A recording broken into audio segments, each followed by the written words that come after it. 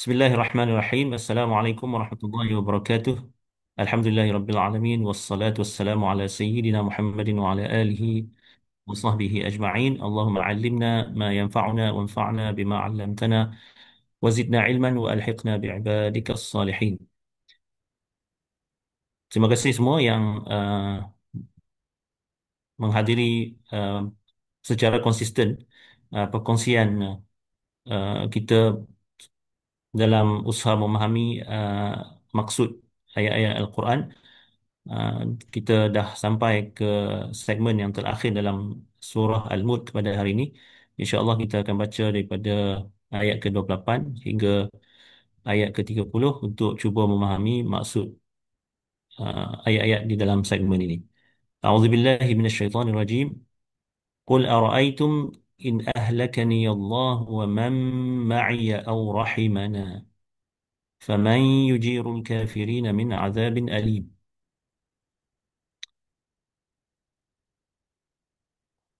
Qul maknanya suruhan kepada Nabi untuk cakapkan, untuk ujarkan kepada kaum Quraisy, kepada kaum dia, uh, dalam bentuk penghujahan jugalah. Dekat sini apa benda, soalan apa yang nak dilontarkan? Soalan yang dilontarkan dalam Al-Quran ni, kali pertamanya adalah kepada orang Quraisy.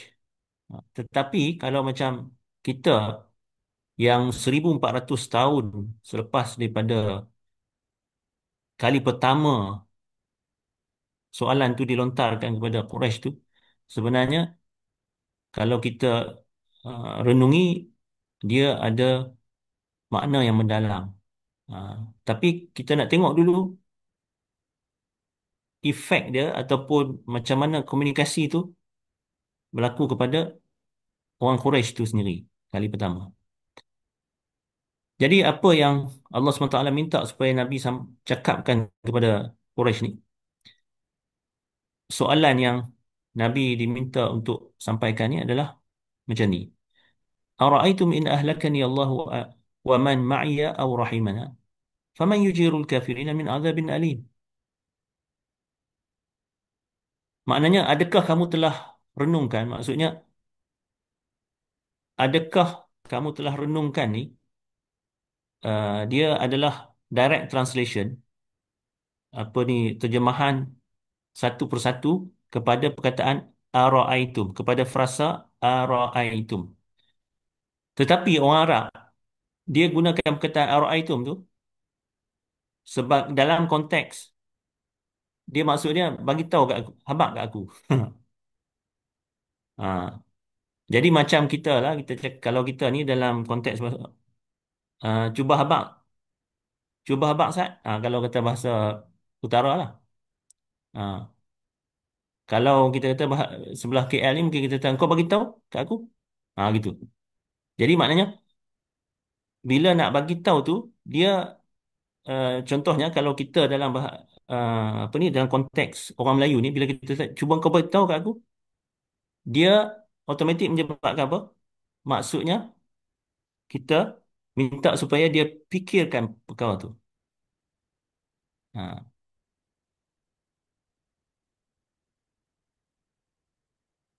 Jadi dalam bahasa Arab, terutamanya pada zaman tu lah, zaman sekarang ni orang tak, apa ni, dalam percakapan harian orang tak cakap dah benda macam ni.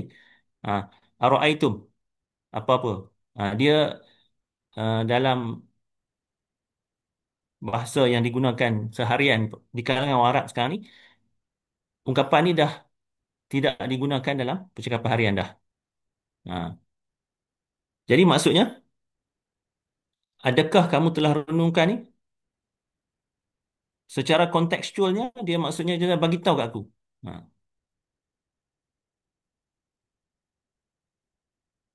Bagi tahu apa? In ahlakani Allah. Jika Allah binasakan aku, waman ma'iyah, dan orang-orang yang bersamaku, atau dia merahmati kami, au rahimana, atau dia merahmati kami. Ha. Jadi faham dekat sini apa benda? Ha, faham dekat sini sebab daripada kenyataan yang soalan ni nak dilontarkan dimulakan mukadimahnya macam tu. Soalan sebenarnya apa dia? Soalan sebenarnya yang selepas tu. Siapakah yang dapat melindungi orang-orang kafir daripada azab yang pedih? Siapakah yang dapat melindungi orang-orang kafir daripada azab yang pedih? Ha, jadi macam mana kaitan dengan bahagian pertama dengan bahagian kedua ni? Ha, kaitan bahagian pertama dengan bahagian kedua ni adalah kerana apabila Nabi menyampaikan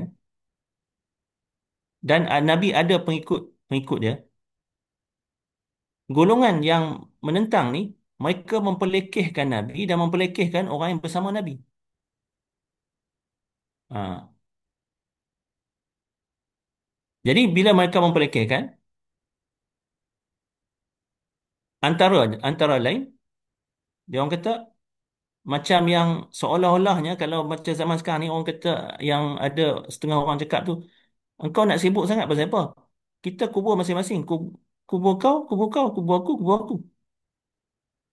Ha.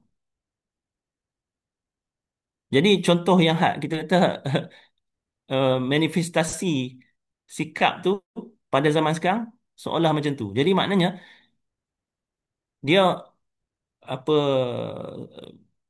mempelekehkan Nabi, mempersendakan Nabi dan pengikut-pengikutnya. Dia kata macam pengikut Nabi dikatakan orang yang tak dapat berfikir dengan waras, dengan orang uh, Nabi Nabi kita Muhammad di dipikirkan ataupun digelar sebagai orang gila.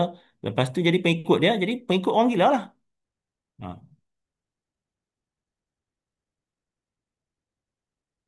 Jadi bila macam tu Allah cakap ke apa minta kepada Nabi untuk cakap benda ni. Bukan setakat cerita kata apa ni kalau katalah contohnya kalau kata gila tu dia ada satu bentuk kemudaratan kan kepada Nabi kan. Kalaulah katalah betul Nabi tu uh, man- uh, penyampai wahyu Allah ni kamu kata benda tu dia sebenarnya pembohong bahkan sebenarnya dia seorang yang gila maknanya ada kemudaratan yang berlaku kepada Nabi. Jadi dikatakan kalau Allah bukan setakat nak apa mudaratkan jadikan suatu yang kemudaratan kepada aku dan pengikut-pengikut aku ataupun nak musnahkan ataupun binasakan kami sebab salah satu maknanya untuk binas ahlaka ni adalah matikan juga. Kalau Allah matikan kami ataupun Allah binasakan kami ataupun Allah mudaratkan kami atau sebaliknya Tuhan rahmati kami. Ini benda yang berkaitan dengan kami.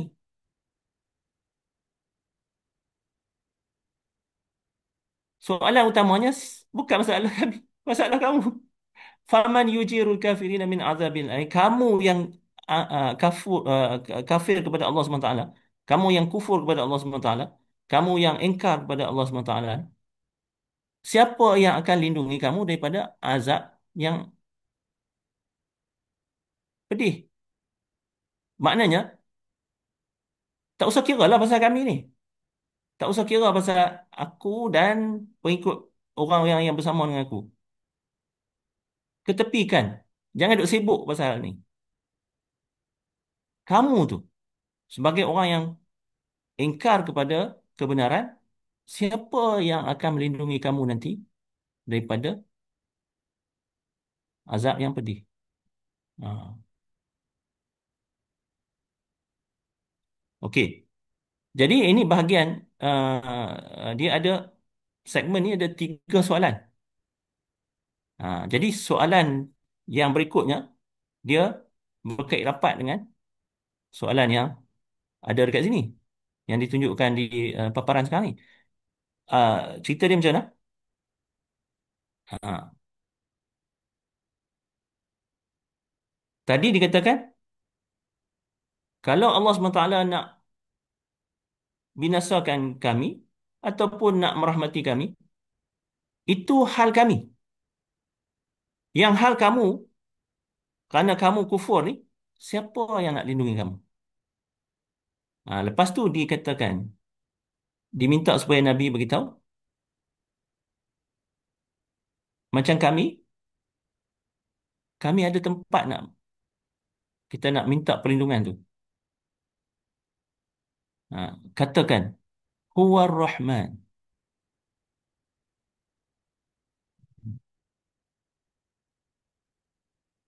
Maknanya, yang dapat, tadi kan, kalau siapa ingat soalan dia, siapa yang dapat melindungi orang kafir daripada azab yang pedih? Tidak lain, tidak bukan Allah Subhanahu Wa Taala. Sebab tak ada sesuatu yang lain dapat menyelamatkan seseorang daripada hukuman Allah, daripada azab Allah, jika Allah kehendaki dia diazab dan dihukum. Jadi yang dapat menyelamatkan orang kafir daripada terkena hukuman yang pedih ataupun azab yang pedih, Huwar Rahman, adalah Allah SWT. Tapi adakah Allah SWT akan selamatkan orang kafir? Takkan sama sekali, sebab Allah dah janjikan orang kafir, Allah dah tetapkan bahawa orang yang kafir, orang yang kufur tidak akan selamat daripada azab dia. Yang nak boleh selamatkan hanya Allah. Dan Allah tidak akan selamatkan orang yang kufur. Ha. Jadi, sebaliknya, kami ni, kami beriman dengan Allah SWT. Ha. Jadi maknanya, bila kami beriman dengan Allah SWT, kami ada tempat bergantung. Kalau katalah uh, untuk nak selamatkan kami, kami boleh kembali kepada Allah SWT. Kami mohon kepada Allah SWT. Ha. Amanna bihi. Kami beriman kepadanya. Wa alaihi tawakkalna. Dan kepadanya kami bertawakal ataupun berserah diri.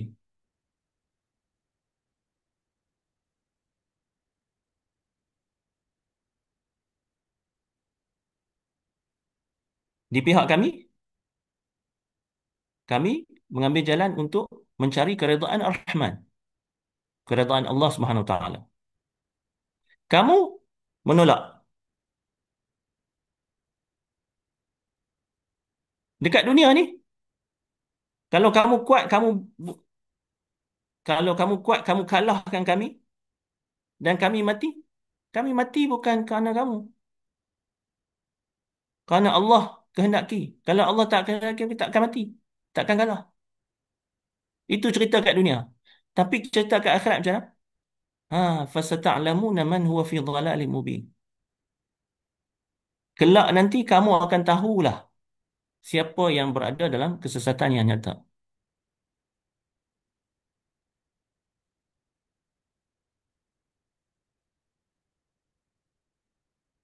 Di akhirat nanti akan terbongkar. Sebab tu dinyatakan kepada diminta supaya disebut macam ni. Fasata'lamun. Kamu akan ketahui. Ha, Kamu akan tahulah siapa yang berada dalam kesesatan yang nyata. Maknanya memberi mesej yang jelas bahawa sekarang ini yang Nabi duk bersusah payah ni bukan untuk kepentingan Nabi.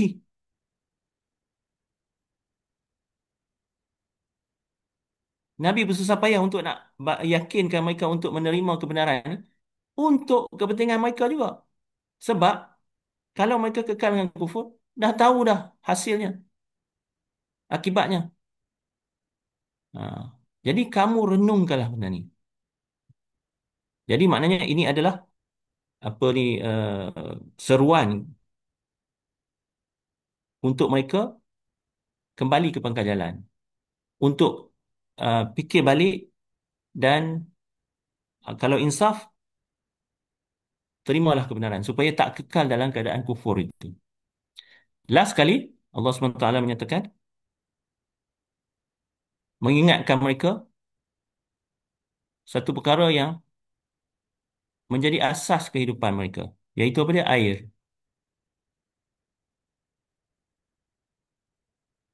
Orang Quraisy duduk di Mekah. Di Mekah airnya tak putus. Zaman berzaman. Kerana ayat Zam-Zam tu tak, telaga Zam-Zam tak pernah putus. Terutamanya kepada orang orang Mekah lah. Memang benda ni, air ni benda yang jadi benda tak ada masalah yang besar kepada mereka. Kerana Zam-Zam tak pernah putus. Telaga Zam-Zam. Jadi yang ini Allah tarik perhatian kepada menarik perhatian mereka untuk fikirkan. Jadi diminta supaya Nabi cakap kan, adakah kamu telah renungkan? Jadi ara'aitum sama juga tadi. Maknanya bagi tahu. Dari segi konteksnya maksudnya bagi tahu, bagi tahu kat aku. Ha, Habaq Sat.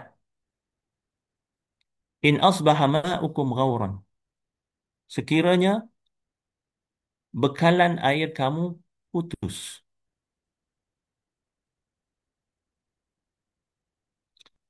Uh, perkataan bekalan ni kita dari segi konteks bahasa Melayu lah.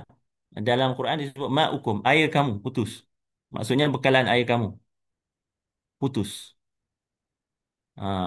Sekarang ni kamu duk suka apa ni, happy je sebab tiap-tiap hari boleh dapat air daripada Zam-Zam, tak ada masalah. Tapi bagaimana kalau air kamu putus? Bekalan air kamu putus. Ha.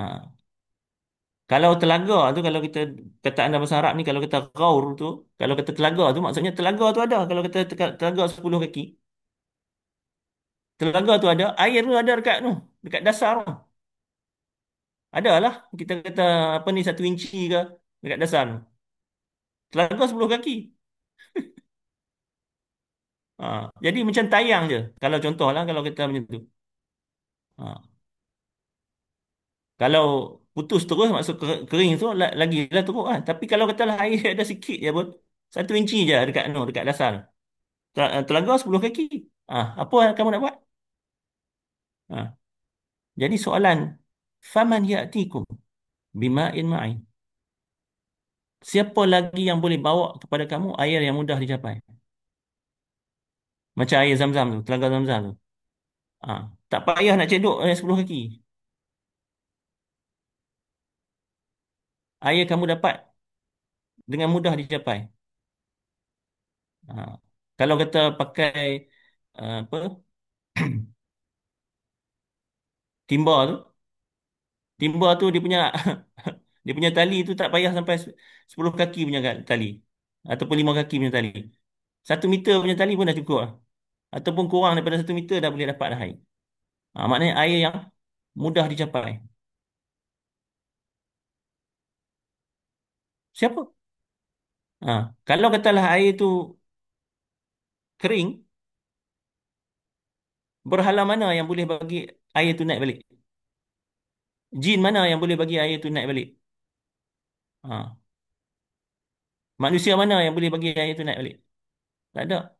Siapa yang boleh bawa kepada kamu air yang mudah dicapai? Tidak ada lain selain daripada Ar-Rahman, selain daripada Allah Subhanahu Wa Taala.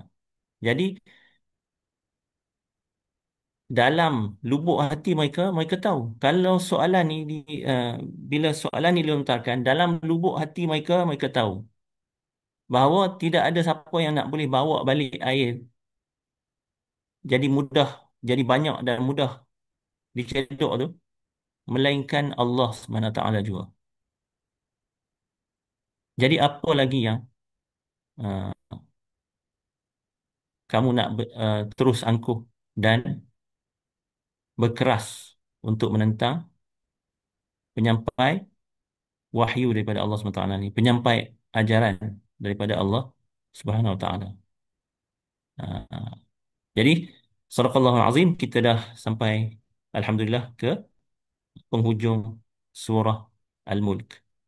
Jadi berakhir dengan peringatan kepada uh, orang Quraisy untuk mereka sedar bahawa yang Maha Kuasa itu adalah Allah, dan mereka patut menerima ajaran yang dikehendaki oleh Allah SWT itu, yang disampaikan oleh Nabi kita Muhammad sallallahu alaihi wasallam. Jadi setakat ini, wabillahi taufiq, nasallallahu subhanahu wa ta'ala an yu'allimana ma yanfa'una wa yanfa'ana bima 'allamana wa yazidana ilman wa yulhiqna bi'ibadihi salihin. Wassalamu alaikum warahmatullahi wabarakatuh.